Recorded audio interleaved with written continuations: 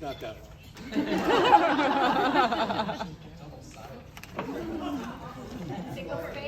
I want to thank my brother for lending me his readers. Same eyes, fortunately. Yeah, Camille told me I couldn't have anything hard to drink until after I gave my toast, so I'll be brief. I want to begin by welcoming you all to this wonderful day for the wedding of Chris and Camille.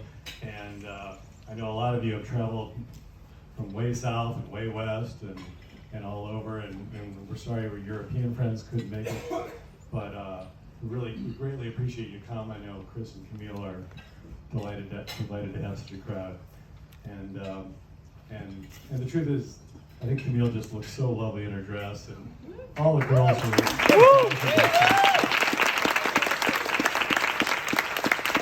And where's our flower girl? Our flower girl did an awesome job. Thank you, Zoe. And but I wanted to start off by saying I was just delighted to have a daughter. And I remember the instant that Camille was born and she came out a girl, and just I suppose Chris is pretty happy came out that too. But because I wanted to do some girly things. I never had a sister and didn't want to, I remember my mom complaining about boys, and the truth is we had a great family life together. Camille and I got to join the YMCA Indian Princesses and go camping together as dads and daughters and do all that kind of stuff. And it was just wonderful time. A whole bunch of other stories I won't go into, but it was really fun. And her mom and I wanted to raise her to be strong and independent. And the truth is, Carol, admirably stayed home and did most of the raising, and I want to thank you also for that.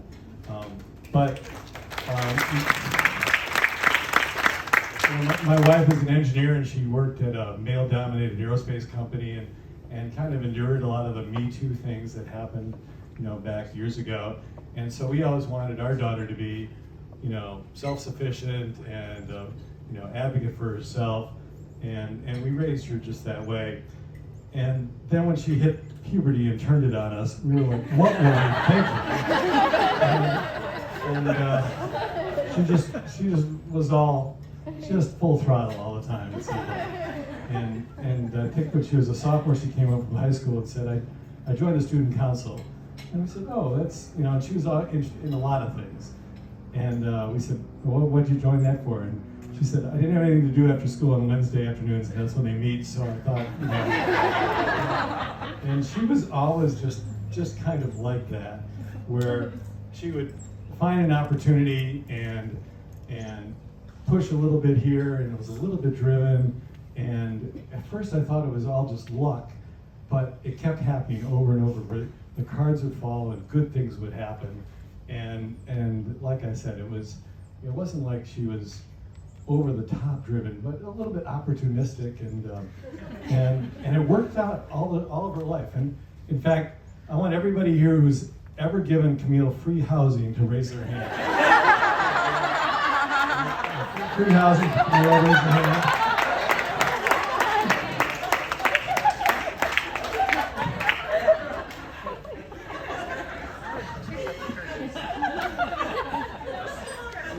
So her high school year was a lot like that. It was like a shooting star this way and a shooting star this way, and kind of like the fireworks that are going up and the sparks are going off, and you're waiting for something to explode big, and they just keep shooting and shooting. And but she was wonderful. And she was finishing up her senior year at St. Olaf, and she texted me and she said, "Here, are you and Mom home? Can I call you at 7?" And I replied, "Sure." And I said to Carol, Camille wants to call us at 7, and like in 15 minutes or something. And Carol says, "Uh-oh." And I go, "Why?" And I go, "She never texts us ahead to call us." I said, "We better get some wine." And so she was calling to say that she was turning down this great consulting job in the Twin Cities and she was going to move to Seattle. And it was just like Camille that do you have a job? No. Do you want some advice? Yeah. did you make up your mind already and you don't care what our vice is? Yeah. You know. So, but she packed up her life in her Prius and moved to the West Coast. And the truth is, she broke my heart a little bit that day. It was kind of like that thing. But of course, she did fine. We knew, you know, we shouldn't have worried about her professionally succeeding at all, because she and both her brothers got her mother's brains, and so that goes a long way. But then she called us and told us she was dating this guy named Chris. And she gave kind of a mediocre assessment. She did talk about a lot, and they said where they went on the dates, and then finally she gets around to the things that, you know, a dad wants to know about the guy, like his future. And well, he didn't get into med school, but he's gonna apply again. And then she said, you know, he had been in AmeriCorps for 2 years. Is that what it was? How long? Just 1 year.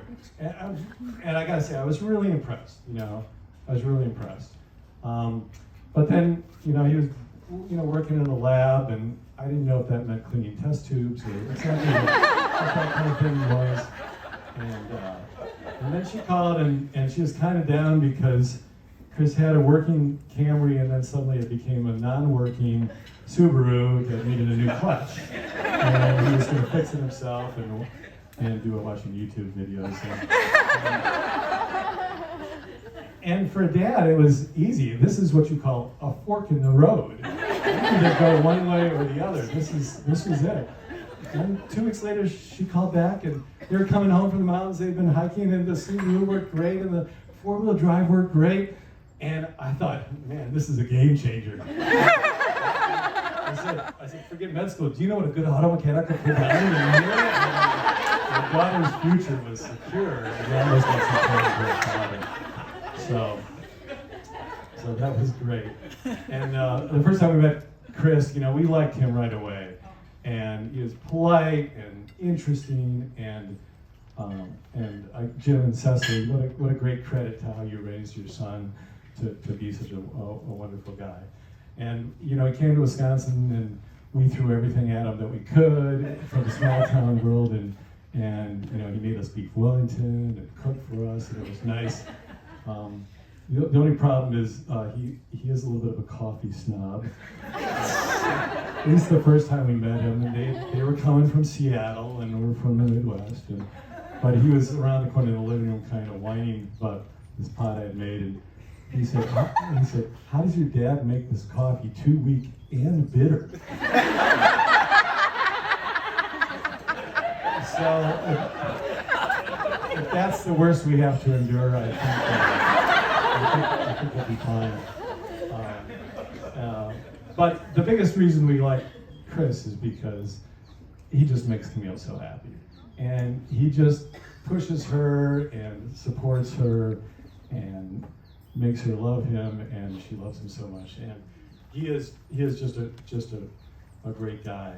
And you know, Chris's life seems to be a little bit of a shooting star too. You know, an East Coast college boy and a West Coast community volunteer and test tube washer, and now he's off to med school and soon into residency, and who knows where that'll be. And you know, I tried really hard to write a script that would be a tearjerker, and the fact is, there's just so much happiness with these two, and so much joy, and so much love, and I just couldn't come up with any material that was sad or anything like that, because they are kind of shooting off together and zigzagging, you know, away from each other. When one goes to Norway and then back to Portland, and I think they're just going to be shooting off together, and we'll just be kind of waiting for something big to explode in the future. So, with that, I'd like everybody to raise a glass and